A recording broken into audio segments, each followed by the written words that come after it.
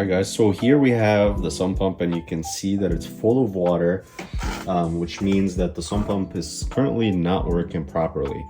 And it actually caused a little bit of flood in the basement. And I'm going to show you how to clean up excess water that are on the floor really quickly. Alright, so there's some water here, so what we're going to do is we're going to be using this. It's called Safety Absorbent. And we're going to put that all over the areas that have some water on it. So we're gonna just put a little bit on here, and then what we're gonna do is just gonna sweep it over afterwards. And that absorbs the water pretty quickly.